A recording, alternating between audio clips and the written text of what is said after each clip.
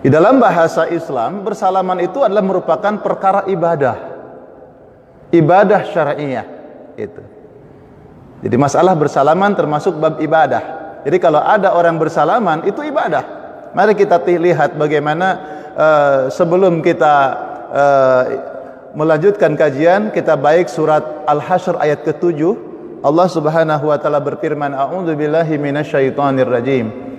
Wa ma atakumur rasulu fakhudhuhu wa ma nahakum anhu fantahu. Apa yang datang dari Rasul, ya fakhudhuhu, maka ambil. Ya. Wa ma nahakum anhu fantahu. Apa yang dilarang oleh Rasul, maka tinggalkan.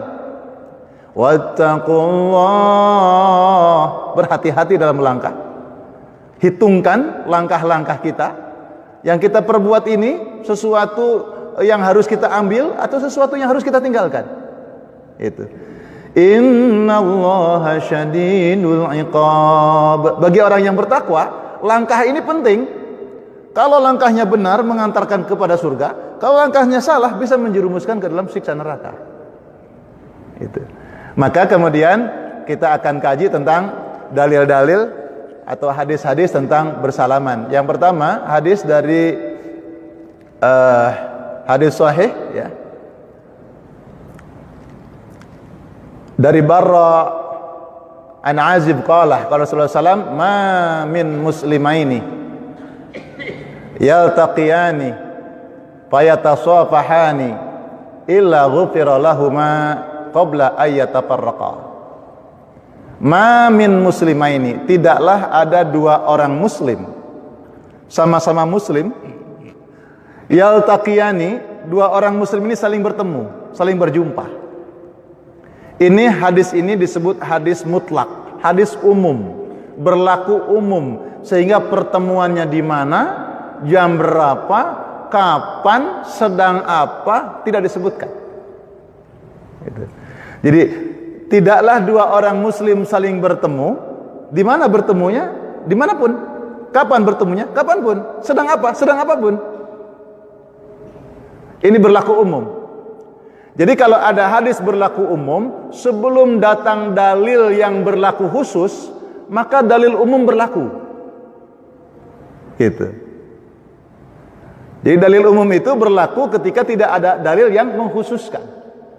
Dalil umum baru akan ditinggalkan ketika ada dalil yang khusus tentang amalan tersebut. Ini berlaku umum. Jadi tidak ada dua orang muslim saling bertemu, kemudian fayatasafahani, kemudian keduanya saling berjabat tangan, saling bersalaman. Tasafahani, kata sofaha. Sofaha itu artinya lapang, luas. Fayatasafahani, saling bersalaman, saling melapangkan. Di bersalaman itu sebenarnya orang yang bersalaman itu orang yang melapangkan hatinya untuk dia, dia pun melapangkan hatinya untuk kita. Artinya apa? Orang yang bersalaman maka tiada dendam di dalam hatinya, tiada kehinaan dalam hatinya, tidak ada saling merendahkan di antara mereka. Kenapa? Hatinya lapang. Nah, kondisi hati lapang inilah yang menurunkan rahmat Allah. Illa ghufira lahumā qabla ayyatafarraqa. Kata Rasulullah, orang yang bersalaman yang hatinya lapang, maka menyebabkan Allah mengampuni dosa-dosa di antara mereka berdua sebelum tangan ini berpisah. Itu. Jadi orang bersalaman saja itu mengundang rahmat Allah, digugurkannya dosa-dosa. Maka pemaknaannya, zahiriyahnya bertemu tangan, maknawiyahnya ada di dalam getaran hati kita untuk saling memaafkan, saling mendoakan, saling mendebar kebaikan. Itu yang mengundang rahmat Allah. Oleh karena itu dalam hadis yang lain dikatakan, irhamu man fil ardi yarhamukum man fis sama. Jika penduduk di bumi saling merahmati, saling kasih sayang, maka penduduk Allah yang ada di langit akan memberikan rahmat. Malaikat-malaikat Allah akan mengangkat doa-doa kita, akan mengajukan kepada Allah, ya Allah ampuni hamba-hambamu yang ada di muka bumi ini, karena dia memberikan kasih sayang kepada sesama yang lainnya. Kemudian hadis yang kedua berikutnya hampir sama, cuma dalam redaksi ma min muslimin, tidaklah seorang muslim. Kalau tadi ma min muslimaini, tidaklah dua orang muslim. Kita lewat saja untuk mempercepat. Kemudian yang berikutnya riwayat dari Abu Dawud, ya, qad ja'akum ahlul Yaman bil musafahah. Ada tambahan wahum awwalu man ja'a. Di sini dari para perawi atau para peneliti hadis, ternyata itu bukan kalimat yang datangnya dari Rasulullah, tapi perkataan seorang sahabat yang ditambahkan, yaitu dari sahabat Anas Arad, ya. Dari Rasulullahnya itu qad ja'akum ahlul Yaman bil musafahah. Telah datang itu rombongan dari Yaman, mereka saling berjabat tangan. Itu. Jadi artinya berjabat tangan itu sudah ada sejak zaman Rasulullah, sejak zaman sahabat Rasulullah sallallahu alaihi wasallam.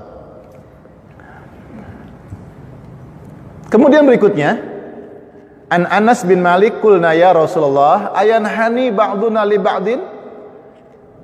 Kami bertanya kepada Rasulullah, ya Rasulullah, apakah kami kalau berjumpa dengan satu dengan yang lainnya kami dengan menundukkan kepala? Qala la, tidak. Jadi kalau saling berjumpa, ketika Nabi ditanya oleh Anas, ya Rasulullah, apakah kalau kami saling berjumpa dengan yang lain kami dengan menundukkan kepala? Kata Nabi, la, tidak. Ayu'aniku ba'duna ba'dah, atau kami saling berpelukan? Qala la, tidak. Itu. Jadi bukan mengangguk, bukan berpelukan, walakin tasafahu, tetapi hendaklah kalian saling berjabat tangan. Hadis riwayat Ibnu Majah di dalam As-Sahihah oleh Syekh Albani, hadis sahih.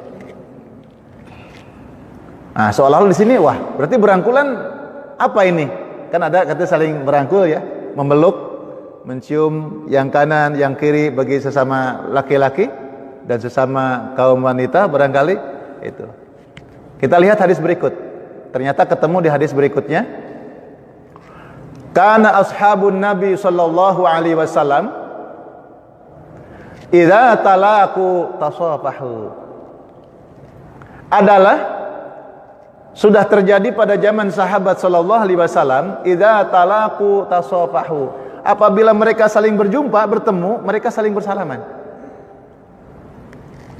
Wa idza qadimu min safarin ta'anaku. Tetapi ketika mereka lama tak berjumpa karena sudah bepergian atau mungkin rumahnya di luar kota, kemudian baru bertemu, mereka saling berangkulan, mereka saling memeluk. Nah, ini ada dalilnya. Itu. Ada dalilnya.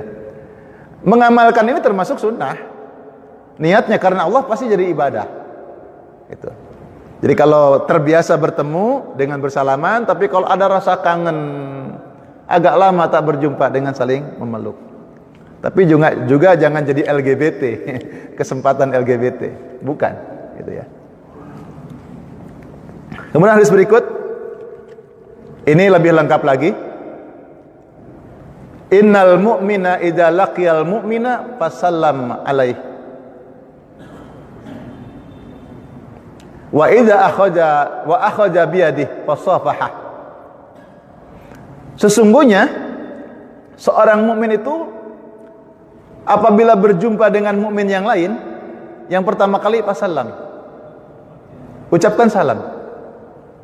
Assalamualaikum. Gitu. Di salam itu juga doa. Gitu. Kemudian wa akhadha biyadihi, mengambil tangannya, diraih tangannya, fasafaha. Kemudian dijabat tangannya, ambil untuk dijabat tangan. Tanasarat khotoyahuma, kata Allah, maka dihapuskan dosa-dosa keduanya. Kama yatanasaru waraqus syajar, berguguran dosa-dosa itu diibaratkan sebagaimana daun-daun yang gugur dari pohon-pohonnya, dari dahan-dahan. Bagaimana kalau terjadi musim gugur, pohon yang daunnya rindang lantas habis, tinggal kelihatan ranting-rantingnya saja karena daunnya sudah berjatuhan.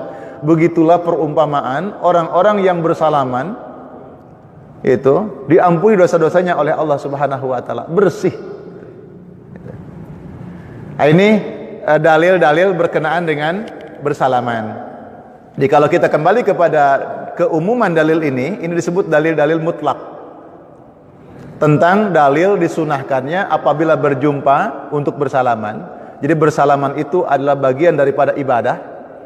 Mengucapkan salam juga bagian dari ibadah, kemudian bersalaman juga bagian dari ibadah. Dan ternyata ini hadis yang berlaku umum dimanapun dan kapanpun. Gitu. Sehingga hal ini pernah ditanyakan kepada Syekh Utsaimin, seorang syekh di Mekah, dan juga dimuat di dalam fatwa Lajnah Ad-Daimah. Jadi Lajnah Ad-Daimah itu semacam lembaga fatwa Saudi Arabia. Itu juga di situ ada diputuskan semacam keputusan fatwa. Apabila ketika engkau masuk masjid mengucapkan salam kepada yang sudah ada dalam masjid, kemudian engkau bersalaman, alhamdulillah. Tapi ketika masuk masjid ternyata jamaah sudah dimulai sholat berjamaah dan engkau belum sempat bersalaman dengan jamaah yang lainnya, maka boleh engkau ketika selesai sholat assalamualaikum, assalamualaikum, bila engkau berkenan mengucapkan mengucapkan salam dan menyalami untuk bersalaman, tidak apa-apa, silahkan bersalaman. Itu Syekh Utsaimin, Syekh Abdullah bin Baz juga ada di dalam fatwa Lajnah Ad-Daimah menjawab seperti itu dengan pertanyaan, bolehkah saya bersalaman selesai sholat berjamaah? Dia jawab boleh kalau sebelum tadi belum sempat bersalaman. Jadi kebolehannya ini karena memang hadis bersalaman itu umum, kapanpun, dimanapun.